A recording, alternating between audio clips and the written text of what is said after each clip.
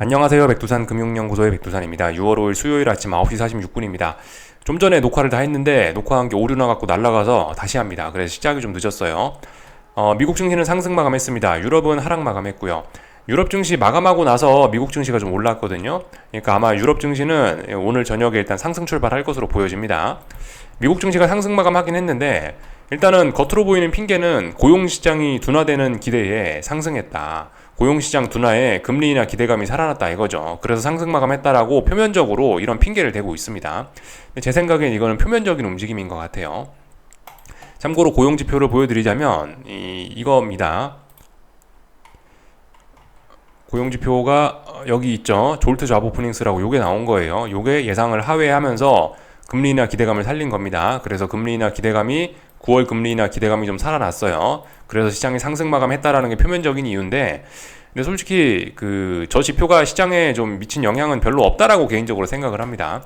어젯밤 움직임을 보시면 금리나 기대감, 그러면은 고금리에 민감한 취약한 친구들이 많이 움직였어야 되는 거 아닙니까, 그죠? 근데 고금리에 취약한 친구들은 오히려 하락했단 말입니다. 어젯밤에 시장을 상승 마감한 거는 오히려 AI 테마와 빅테크였죠. 마이크로소프트, 엔비디아가 상승하고 그러면서 이제 나스닥이 올라가면서 시장을 살린 거지. 이 금리나 기대감에 대한 이런 거는 사실 시장에 지금 별로 안 보입니다. 주식시장에서요. 하락 종목 수가 더 많았고 IT 빅테크의 상승에 의한 그냥 대형주의 상승에 의한 시장 상승이라고 보는 게 어젯밤은 더 맞지 않을까 싶습니다. 물론 이제 언론에서는 이렇게 고용시장 둔화에 금리나 기대감 때문에 상승을 했다라고 하면서 이제 표현을 갖다 붙이는데 약간 좀 설명이 좀 안 맞는 게 있는 것 같습니다. 지난주쯤부터 해가지고 이제 무슨 일이 있었냐면은 지난주에 시카고 PMI가 발표됐잖아요. 시카고 PMI가 발표가 됐는데 이때부터 좀 시장의 반응이 약간 좀 갸우뚱해진 것 같아요. 시카고 PMI가 거의 경기 침체 수준으로 발표가 되면서 약간 좀 우려가 좀 등장했죠. 미국 경제가 이게 맞냐? 라는 우려가 있었는데 월요일날 밤에 그 ISM 제조업 지표가 발표가 되면서 시장이 다시 한번 좀 출렁했죠. 야, 시카고 PMI가 안 좋더니 ISM 제조업 지표까지 안 좋아. 미국 경제가 좀 안 좋은 거 아니야? 라는 우려가 약간 더 강해졌고요. 어젯밤에 이제 졸트 잡 오프닝스가 나왔지 않습니까? 그죠? 이것도 좀 안 좋았단 말이에요. 그러니까 3연속 지금 안 좋은 지표를 보니까 시장이 조금 이제 우려를 하는 겁니다. 야, 이게 금리나 기대감을 살리는 거는 분명 있어. 그래서 좋긴 좋은데, 야, 근데 한편으로 미국 경제가 안 좋은 게 아닐까? 지금 이제 두 가지 생각을 같이 하기 시작했단 말입니다. 주식시장이. 그래서 분위기가 조금 좀 애매한 게 아닌가 싶습니다. 야, 경제가 안 좋다라고 하면 러셀 지수 이런 거는 더 박살나는 거 아니야? 라고 생각을 하면서 안 좋은 기업들은 더 안 좋아지는 거 아니야? 라고 하면서 지금 시장의 반응이 이런 식으로 나타나게 되는 것 같습니다. 그래서 지금 움직임들이 조금 애매해요. 주식시장 분위기는 조금 애매합니다. 다만 채권시장은 분위기가 완전 좋습니다. 채권시장은 경기 침체고 뭐고 어쨌든 금리만 떨어지면은 좋아하기 때문에 지금 시카고 PMI, ISM 제조업, 졸트 잡 오프닝스까지 3연속으로 지금 채권시장에 우호적인 지표가 나오면서 채권시장은 파티를 하고 있습니다. 그래서 금리가 막 대폭락을 하고 있고요. 달러도 덩달아서 같이 떨어지고 있는 그런 모습입니다. 네, 그래서 채권시장은 환호하는 분위기, 주식시장은 조금 이거 뭐지? 라고 하면서 약간 좀 이제 경계하는 그런 분위기가 나타나고 있죠. 근데 어쨌든 추세적으로 아직 주식시장은 굉장히 강합니다. 채권시장은 계속해서 혼조한 그런 구간 안에 좀 있고요. 이런 모습들이 좀 나타나고 있죠. 참고로 참 재밌는 지표가 하나 있는데 요거 하나 좀 볼까 합니다. 러셀 지수와 관련된 그런 이야기긴 한데 이 중소형주들의 비중이 굉장히 줄어들었다 이겁니다. 2000년 IT 버블 때 수준으로 중소형주들의 비중이 줄어들었다. 러셀 지수가 굉장히 부진하다. 그런 것들을 보여주는 그런 내용들입니다. 또 그리고 요거는 이제 러셀 지수에 속한 기업들 중에 이 적자 기업들, 네거티브 어닝을 기록한 기업의 비율이 얼마나 되느냐를 보여주는 그런 지표인데 보이시다시피 지금 40%를 넘어가고 있습니다. 그 40%라는 값은 어떤 금융위기 정점의 값과 거의 비슷비슷합니다. 그죠? 네.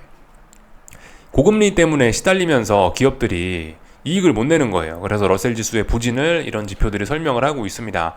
평상시에는 20% 정도만 넘어가도 20% 정도만 넘어가도 금융위기가 오고 그랬었는데 지금은 유동성의 힘으로 또 그리고 대기업들이 버티니까 이 지금 비율이 40%를 넘어갔는데도 불구하고 여기서 증가하고 있는데도 불구하고 시장 자체는 잘 버티고 있는 겁니다. 정말 독특한 지금 이런 환경에 놓여 있는 거죠. 그러니까 지금 이 약간 미국 경제에 대한 어떤 이런 불확실성이 러셀 지수 이런 친구들을 좀 덮치면서 시장의 분위기가 좀 애매한 겁니다. 지금요. 이거 어떻게 반응을 해야 되지 하면서 주식시장이 약간 고민은 하고 있는데, 근데 어쨌든 유동성은 많고 대기업은 괜찮으니까 일단은 나스닥 사고 보자, 일단 엔비디아 사고 보자, 이러면서 지금 시장의 상승이 이어지고 있다라고 이렇게 볼 수가 있겠습니다. 그래서 뭐 전반적인 내용을 봤고, 이 국채 시장, 그러니까 미국 채권 시장은 굉장히 환호하고 있다고요. 침체 우려가 커진다, 뭐 그렇지만 경기 침체도 좋아하죠, 그죠? 채권 투자자들은 경기 침체도 좋아하기 때문에 뭐 상당히 일단 뭐 긍정적인 그런 모습을 보이고 있어서 분명히 주식 시장과 그 모양이 좀 다르긴 합니다. 분위기가 많이 다르긴 합니다. 그래서 이런저런 내용들을 좀 살펴봤고요. 뉴스 좀 몇 가지 좀 더 보자면은 젠슨 황, 그죠? 엔비디아 사장님이 삼성전자 실패설 반박했다고 합니다. 어제 저녁 제가 영상 녹화하고 나자마자 속보가 나가지고 어제 저녁 영상에선 다루지 못했는데, 이것 때문에 삼성전자가 지금 급등한 거죠. 요런 내용 보시면 되겠고요.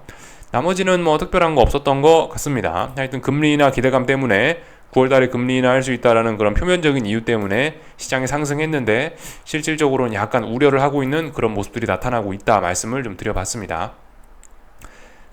국제유가라든가 구리 가격이라든가 이런 원자재들 가격 보시면은 약간 이제 그런 우려가 조금은 녹아 있는 거라고 지금 보실 수가 있겠습니다.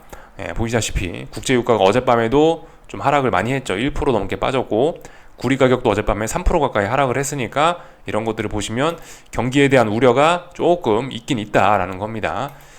근데 경기 침체나 이런 거에 대한 우려가 좀 덜한 나스닥은 그냥 올라가는 거고, 그런 우려가 좀 있는 종목들은, 있는 지수들은 좀 많이 빠지는 거고, 그런 거겠죠.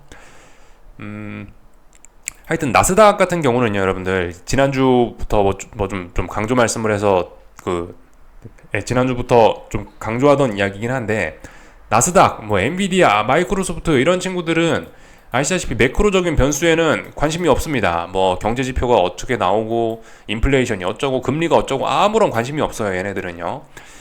얘네들은 오히려 매크로적인 지표가 호재가 나오면은 그냥 이거를 재료로 삼아서 상승을 하면 상승을 했지, 매크로가 안 좋게 나왔다라고 해서 얘네가 하락하지는 거의 맞는다라고 봐야 될 것 같아요.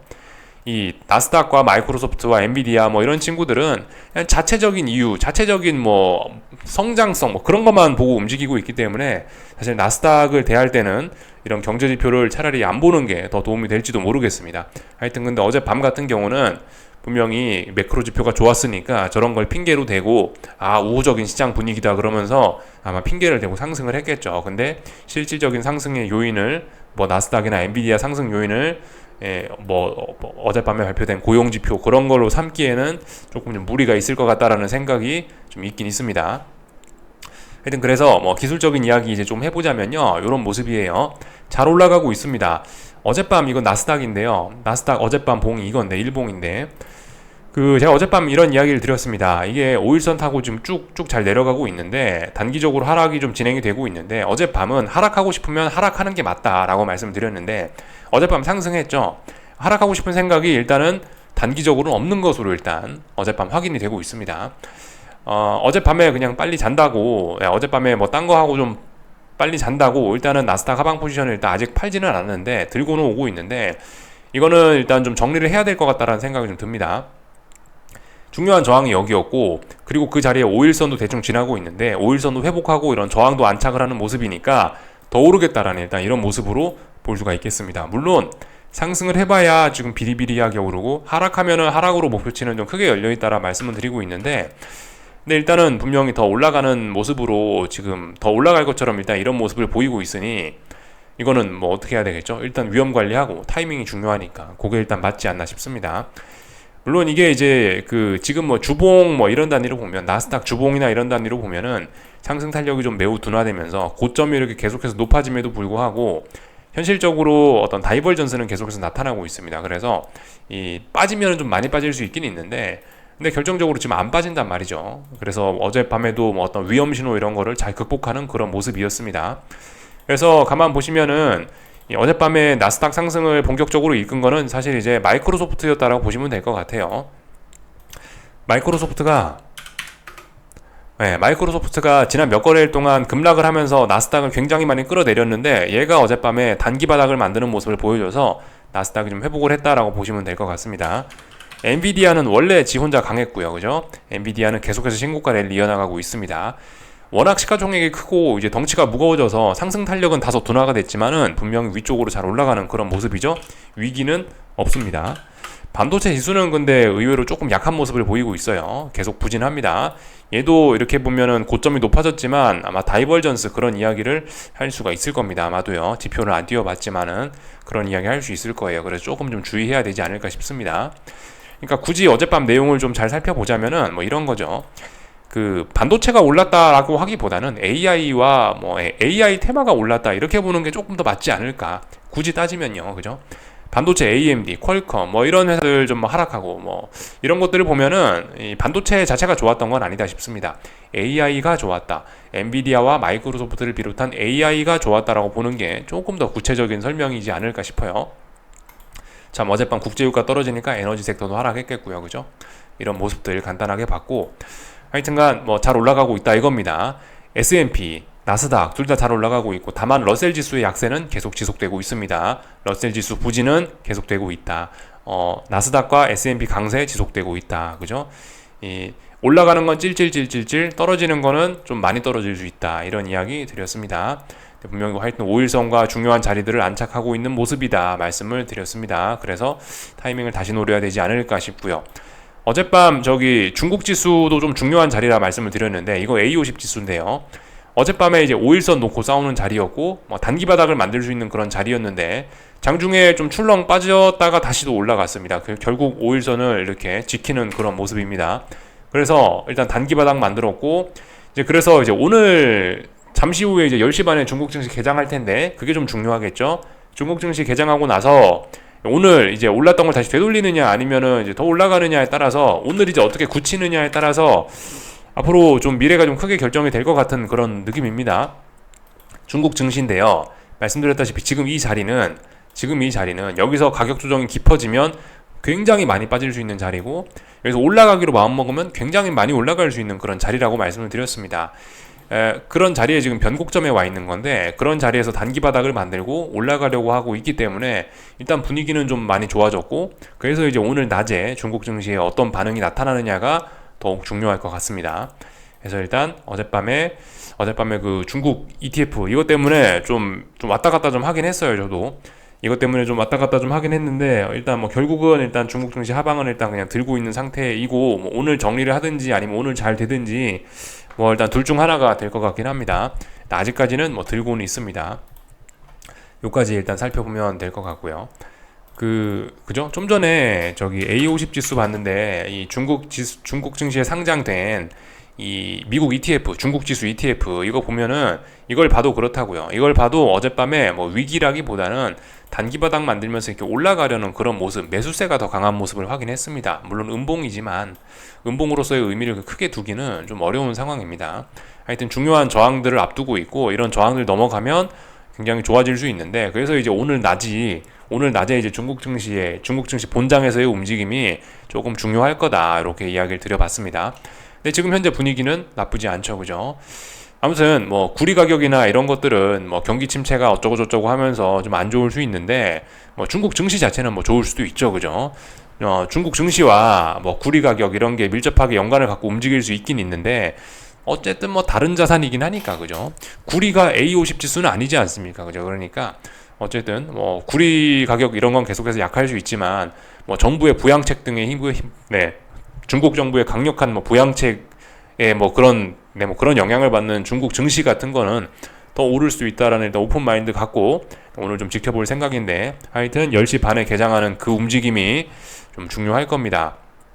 방향성을 결정하는 중요한 자리에 와 있다 말씀을 드려봤고요. 유럽 증시는 어젯밤에 하락 마감하긴 했습니다. 독일 증시, 그죠? 전고점 자리 여기 붕괴시키면서 분위기가 안 좋긴 한데 계속해서 아래쪽으로 처지고 있긴 한데 이제 미국 증시가 또 얘네 문 닫고 회복을 했으니까 또 조금 아마 회복 시도는 할 겁니다. 근데 분명히 일단 아래쪽으로 일단 축축 처지고 있는 그런 흐름이긴 합니다. 얘는 계속해서 일단 빠지려는 그런 모습이긴 한데 근데 어쨌든 굉장히 움직임이 좀 답답하죠. 혼조한 그런 구간 안에 있습니다. 다들 그러니까 지금 이도저도 못하고 좀 답답한 거예요. 나스닥도 지금 답답하고 뭐 하나 안 답답한 게 없습니다. 지금 경기 침체냐 아니면 이거 금리나 기대감으로 좋게 봐야 되냐 이러면서 주식시장이 또 물론 그리고 뭐 빅스지수 이런 측면에서 봐도 그렇고 지금 이런 파생상품 이런 측면에서 봐도 그렇고 올라가는 건 찔끔찔끔 떨어지는 건 훅 떨어질 수 있는 그런 잠재적인 위험을 좀 다들 내포를 하고 있다라 보시면 되겠습니다. 금요일날 발표 예정인 물가지표 고용지표 발표죠. 고용지표를 기다린다고 이렇게 혼조한 것일 수도 있겠습니다. 고용지표가 중요하거든요. 그죠? 그래서 그것 때문에 다들 지금 혼조한 것이 아니냐. 다만 이제 금리는 난리 났다. 채권 시장은 지금 환호를 하고 있다 이겁니다. 최근에 4거래일 동안 금리가 급격히 떨어지면서 그죠? 채권 시장은 환호를 하는 모습이 나타나고 있는데 보이죠? 근데 뭔가 여기 중요한 자리들 많이 겹쳐지는 게 보이시죠? 단기 낙폭 과대를 이야기할 수 있을 정도이긴 합니다. 이게 이해가 안 되는 건 아니죠. 시카고 PMI 호재, ISM 제조업 지표 호재, 뭐 졸트 잡 오프닝스 호재 파티를 하면서 채권 시장 이런 반응을 한 건 이해가 됩니다. 말이 안 되는 건 아닌데 너무 호재를 많이 써버리는 바람에 단기적으로 좀 낙폭이 좀 과대해졌고 그로 인해서 중요한 지지선 부근까지 바싹 내려와서 분명히 하락이 좀 둔화되거나 그런 자리이지 않을까라는 생각이 듭니다. 그래서 개인적으로는 이런 호재들이 너무 겹쳐있기 때문에 지금 이제 중요한 고용지표 발표를 앞두고 있는 상황입니다. 수요일 밤, 목요일 밤, 금요일 밤 3거래일 남았는데 약간 좀 이제 역발상을 해볼 수 있는 때가 아닌가 싶긴 합니다. 그냥 심증으로 그런 생각이 들긴 해요. 니네 너무 한쪽으로 심리가 쏠리지 않았냐라는 생각을 좀 하고 있긴 있는데요.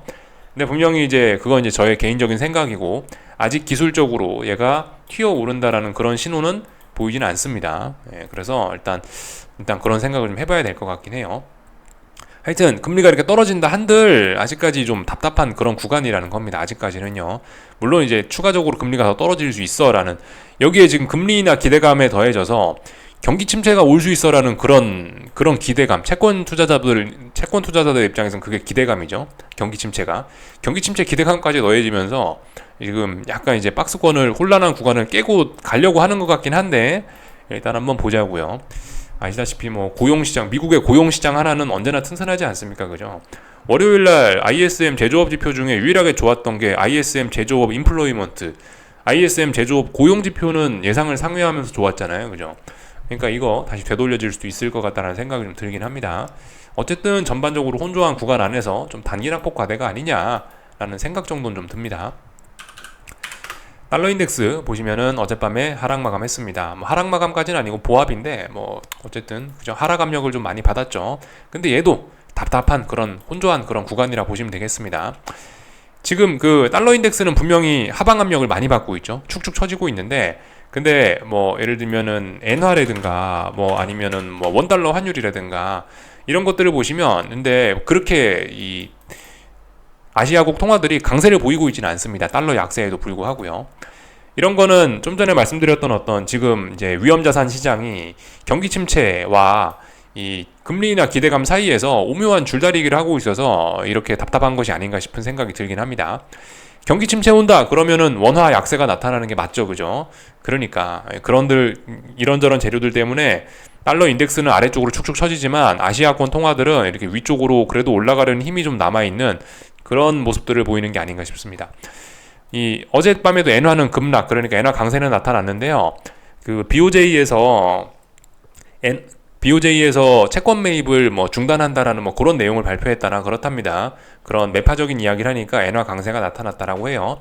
어쨌든 엔화는 어떤 중요한 위기는 한번 넘겼는데 아래쪽으로 그렇다고 시원하게 가기도 어려운 그런 모습. 미국의 금리 인하가 빨리 되어야 이 모든 것들이 불안감들이 해결이 되는데 이도저도 아닌 상황이 지속되니까 이런 상황이 이어지고 있죠. 위안화도 그냥 답답한 그런 구간. 근데 위쪽으로 이런 압력들이 좀 남아있는 그런 모습입니다. 다 봤고요. 한국 증시는 오늘 삼성전자, 엔비디아에 납품한다 그런 소식 때문에 급등 출발했는데 이 지금 음봉인 이유는 급등에 대한 차익 실현 매물이 나타나는 거죠. 강력한 매도세가 등장해서 나타나는 음봉이 아니고 이거는 너무 많이 순식간에 올랐기 때문에 여기 물렸던 사람들이 주식 팔아치우면서 나타나는 단기 차익 실현 매물 때문에 음봉이 나타나는 겁니다. 매수세는 여전합니다. 강한 거예요. 삼성전자가 올라가니까 아무래도 코스닥은 조금 부진할 수 있을 것 같습니다. 삼성전자가 움직이니까 코스닥은 조금 부진한데, 아무튼 코스닥은 답답한 구간. 그래서 현금 확보, 네, 현금 비중 확보 뭐 이런 식으로 말씀드리고 있습니다. 하방 진입하셨던 분들은 하방 물량 좀 줄이고, 일단은 그렇다라고 해서 지금 하락 추세를 완전 극복한 것도 아니니까 주식 매수도 좀 뭐 한 애매한 뭐 그런 상황이 돼버렸고요. 현금 비중 확보라고만 말씀드리고 있고, 코스피도 뭐 좀 그런 이제 애매한 그런 구간입니다. 코스피도 어떤 중장기적인 측면에서 이런 뭐 큰 박스권 내에서 큰 방향성을 결정하고 있는 과정 중이라 답답한 구간이긴 한데, 여전히 단기적으로 일단 이런 하락세는 유지는 되고 있긴 있는데, 반등시 매도 전략을 할 수 있긴 있는데, 근데 지금 보시면은 쭉쭉쭉 빠지다가 급격하게 빠졌던 거에 대한 그런 피로감으로 서서히 지금 돌리고 있는 겁니다. 워낙 급격하게 빠졌었기 때문에 이걸 다시 돌리는 시도를 하는데, 돌리는 시도도 약간 모양이 좀 평상시와 달리 나타나는 거죠. 그런 모양이요. 어쨌든 급격하게 빠졌었기 때문에 이걸 회복하는 과정이 지금 진행 중인 거고, 이거는 분명히 일단 위쪽으로 조금 더 올라가겠다라는 일단 그런 의지를 보여주고 있는 것 같습니다. 그래서 이런 점들, 얘가 위쪽으로 좀 더 올라가겠다라고 하는 거니까 반등시 매도 전략 자체를 버릴 필요는 없을 것 같은데, 타이밍 조절 이런 거를 좀 하시긴 하셔야 되겠죠. 그죠? 하여튼 뭔가 조금 더 장기전이 좀 될 것 같은 그런 모습입니다. 당장 빠지는 거는 아닌 것으로 보여집니다. 왜냐하면 이쪽 부근에서 단기 바닥 만들고 일단 위쪽으로 삼성전자 호재 같은 거 있으니까 일단 위쪽으로 올라가는 일단 그런 모습이라고 일단 보여집니다. 그래서 일단 다 말씀을 좀 드려봤고요. 그 환율도 일단 뭐 그럭저럭 올라는 가고 있습니다. 일단 아직까지는 이렇게 눌림시 매수 관점으로 볼 수가 있습니다. 단기적인 관점에서 봤을 때 지켜야 될 자리인데 다 지키고 있고 그런 모습이라, 일단 뭐 달러도 조금 더 들고 가봐도 문제 없을 것으로 보여집니다. 그래서 일단 뭐 다들 좀 애매한 뭐 그런 모습입니다. 경기 침체냐 아니면은 금리나 기대감이 살아난 것으로 좋게 봐야 되냐, 좀 다들 좀 혼란한 그런 상황 속에서 주식시장 뭐 이런 것들은 하여튼 좋은 종목들은 유동성의 힘으로 계속해서 올라가고 있는 그런 모습들이 뭐 진행 중이고요. 약한 친구들은 뭐 계속 약하고 좀 깝깝한 그런 상황들이 이어지고 있습니다. 하여튼 오늘 중국 증시 좀 중요할 것 같고, 오늘 밤 나스닥도 좀 중요할 것 같습니다. 그죠? 여기까지 하겠습니다. 궁금한 거 리플 남겨주시고 오늘 저녁에 뵙도록 하겠습니다.